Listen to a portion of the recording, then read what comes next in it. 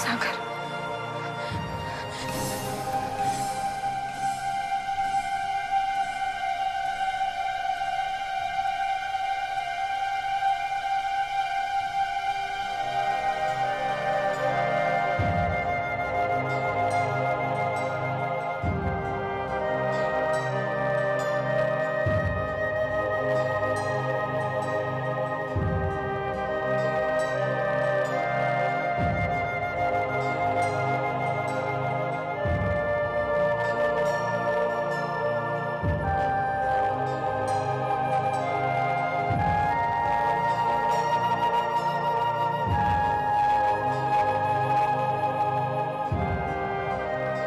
सागर कुठे आहेस रे तू? ये ना.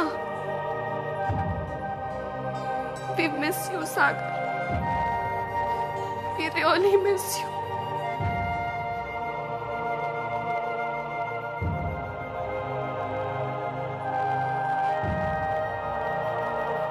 सगळ्यांचा असा समज झालाय की मी मेलोय.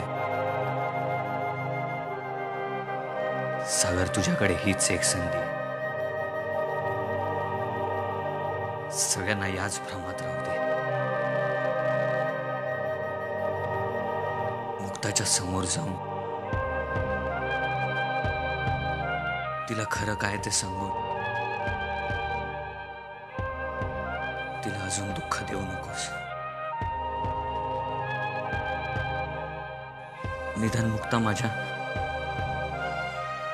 चांगल्या आठवणी घेऊन तरी जगेल. माझं काय, मी गुन्हेगार आहे. कदाचित मुक्तापासून लांब राहणं, आमच्या बाळापासून लांब राहणं हेच माझ्या गुन्ह्याचं प्रायश्चित्त असेल.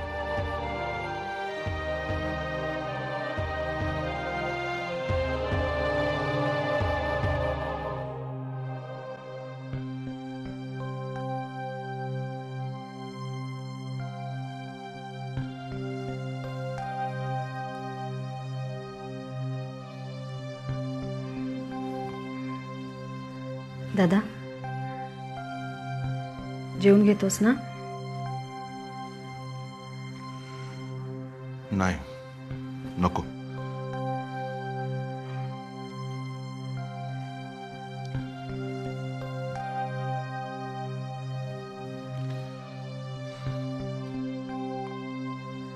दादा, आल्या दिवसापासून बघतेय मी, तू ठीक नाहीयेस. नीट खात पीत नाहीयेस. काहीतरी सतत विचार करतोस.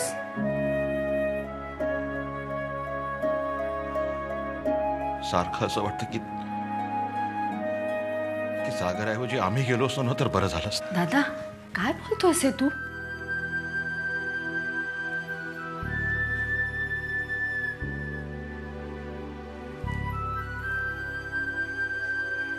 स्वतःचं नशीब आपण बदलू शकतो का?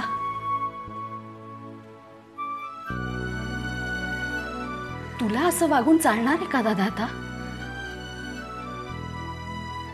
हे बघ, आता सगळ्यांची जबाबदारी तुझ्यावर आहे. शालिनी वहिनी, विदुला, मुक्ता आणि आता होणारं नातवंड.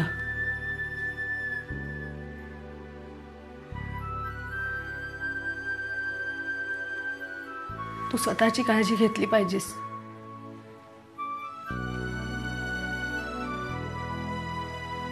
स्वतःकडे बघितलेस?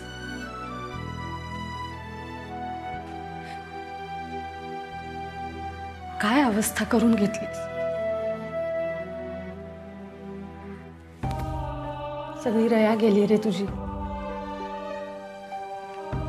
दादा असं करू नको, असं करू नको. हे बघ, 2 घास खाऊ घे, तुला बरं वाटेल. ऐक माझं दादा.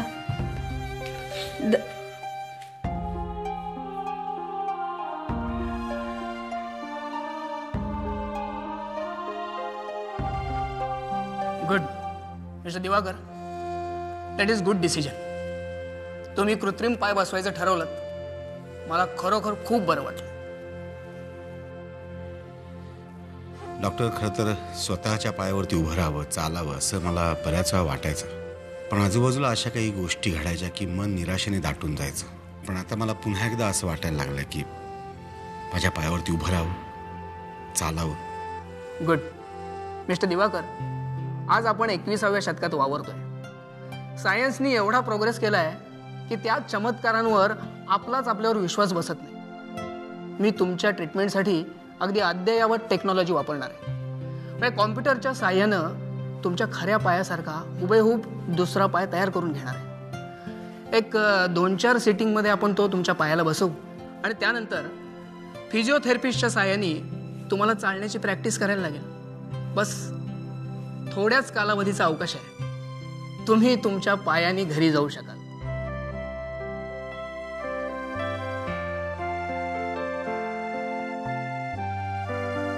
पण याला जोड हवी मनाची. Yes, I understand. डॉक्टर, मी तुम्हाला प्रॉमिस करतो की त्यासाठी जे काही लागतील ते सर्व प्रयत्न मी करेन. मग असं करा, तुम्ही उद्याच ॲडमिट व्हा. एक्सपर्ट डॉक्टर्सना बोलवून मी माझ्या देखरेखीखाली तुमची ट्रीटमेंट सुरू करतो. डॉक्टर, मला वाटतं उद्या का आपण आजपासूनच सुरुवात करूया.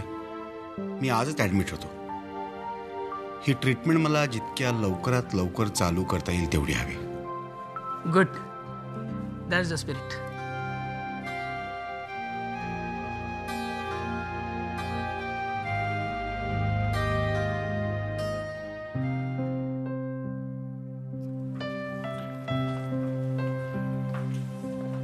पप्पा, एवढी घाई का करताय? म्हणजे डॉक्टर जर का म्हणतायत की उद्या ऍडमिट झालेलं चालणार आहे, मग कशाला आजच्या आज? खरं सांगू का ज्योती तुला, ही ट्रीटमेंट जेवढ्या लवकर चालू होईल ना तेवढ्या लवकर मला ती हवी. आणि एका रात्रीचाच प्रश्न आहे. उद्या सकाळपासून काय ते टेस्ट आणि ट्रीटमेंट चालू होऊन जाईल ना. ठीक आहे, मग मी राकेशला लगेच इन्फॉर्म करते. नाही, नको. आणि मेघनाला तर नाहीच नाही. माझी ट्रीटमेंट चालू झाली, मी हॉस्पिटलमध्ये ऍडमिट झालो ही गोष्ट कुणालाही कळता कामा नये. तुम्ही म्हणताय तर मी नाही सांगणार कुणाला. पण का? आहेत बरीच कारण आहेत. पहिली गोष्ट म्हणजे मी माझ्या पायावरती उभा झालेला मेघनाला आवडणार नाही. काय? नाही, ही माझी शंका चुकीची असावी अशी माझी इच्छा आहे. पण उगा चान्स कशाला घ्या, नाही का? आणि दुसरी गोष्ट म्हणजे माझ्या आयुष्यात कोणतीही गोष्ट सरळपणे घडेलच ह्याची खात्री नाही राहिलेली मला. तेव्हा कशाला आधीच उगाच सांग कोणाला?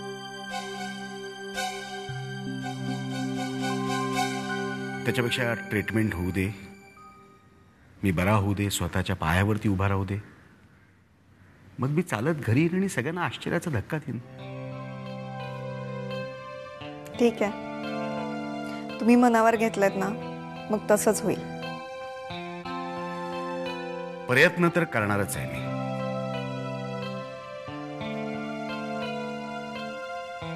पण अजूनही शंका येते मला कधी कधी की माझं हे परावलंबी आयुष्य संपवून मी आत्मविश्वासाने स्वतःच्या पायावरती उभा राहून पुन्हा उत्साहाने माझ्या नवीन आयुष्याला सुरुवात करू शकेन.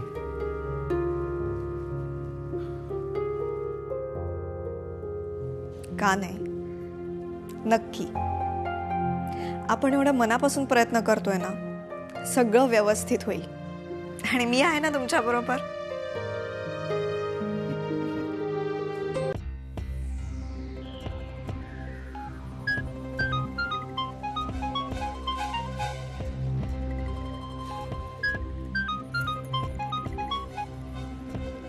हॅलो. बोला मेघना वहिनी, कशी काय झाली शोकसभा? उधळली गेली. काय सांगताय काय? काय सांगू गडकरी, सरदेसाई कुटुंबातली माणसं इतकी असभ्य असंस्कृत असतील असं मला खरंच वाटलं नव्हतं. म्हणजे काय नक्की झालं काय मेघना वहिनी? अहो, मी त्यांच्या घरी श्रद्धांजली व्हायला गेले होते, you know, to offer my condolences. तर ती बया कडाडलीच ना माझ्यावर. कोण? अहो, ती मुक्ता. दुसरं कोण?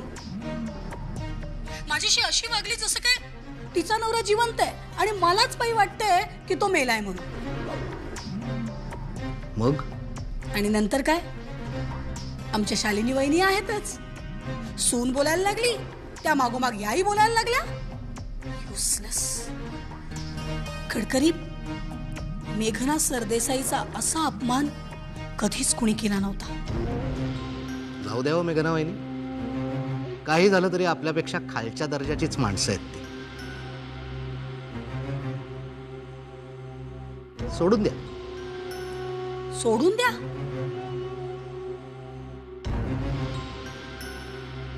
गडकरी, असंच नाही सोडणार मी. मेघना सरदेसाईचा अपमान केलाय त्यांनी, असा धडा शिकवणार आहे ना त्या मुक्ताला. एवढंच ना? याकरता एक सोपा उपाय सांगू तुम्हाला. मी काय सांगतोय ते नीट आहे का? सागर बरोबर मुक्ता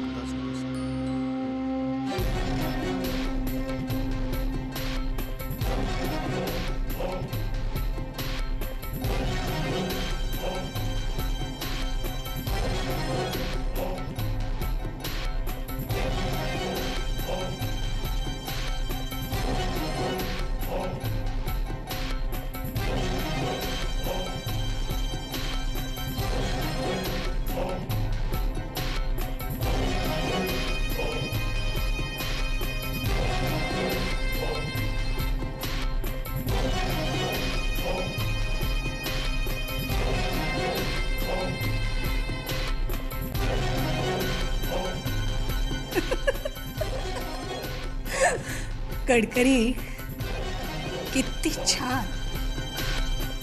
थँक्स.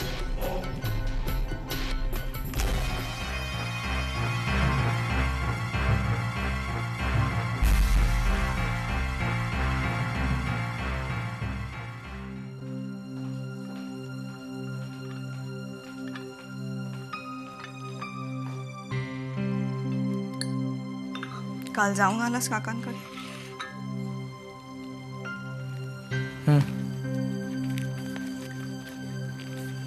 काही बोललास त्यांच्याशी, मुक्ताशी?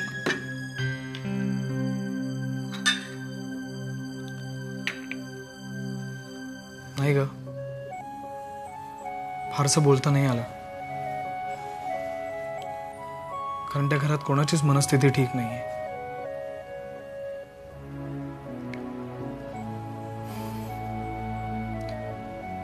पण हा, एक गोष्ट मला जाणवली. मी तिथे असण्यानं त्या सगळ्यांना खूप बरं वाटतंय.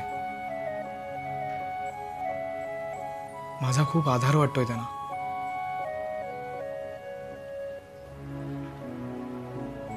खरं तर मुक्ताला माझ्या आधाराची खूप गरज आहे.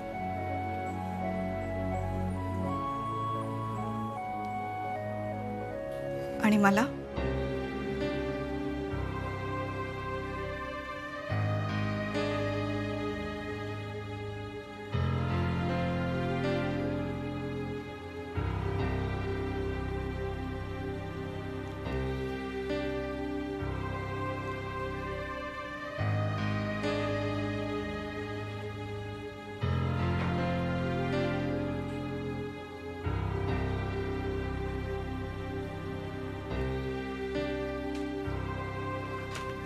ज्योती,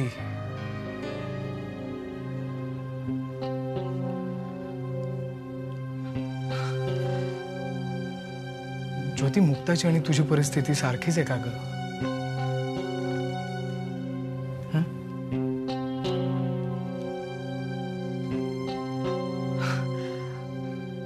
अगं आणि मी तुझाच आहे आणि तुझाच राहणार आहे कायम, हो की नाही?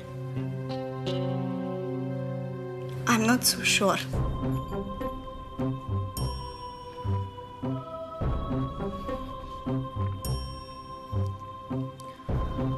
मला असं वाटतंय की तू माझ्याशी लग्न करण्याचा जो डिसिजन घेतलास त्यात खूप घाई केलीस.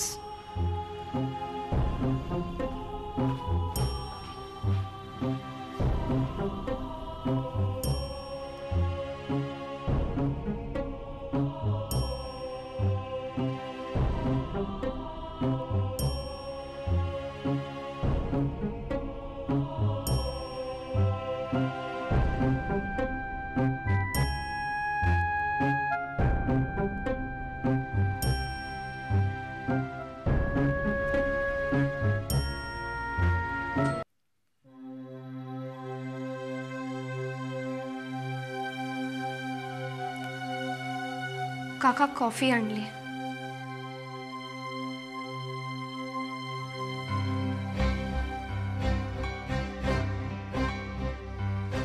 शालिनी,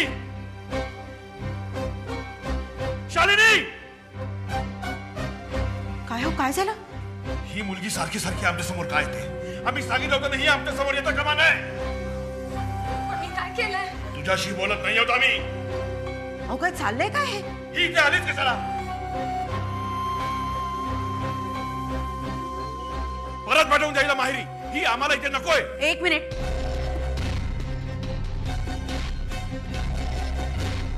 मुक्ता कुठेही जाणार नाही. ती या घरातच राहील आणि तुम्हाला जर ती या घरात नको असेल तर मी हे घर सोडून जाईन तिच्यावर.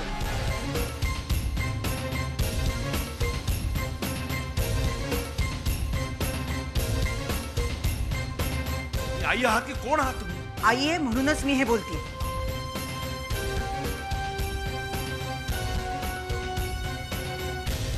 आणि मुक्ता, तू यांचं बोलणं ऐकून घाबरून जर हे घर सोडलंस तर पुन्हा तुला मी जिवंत दिसणार नाही.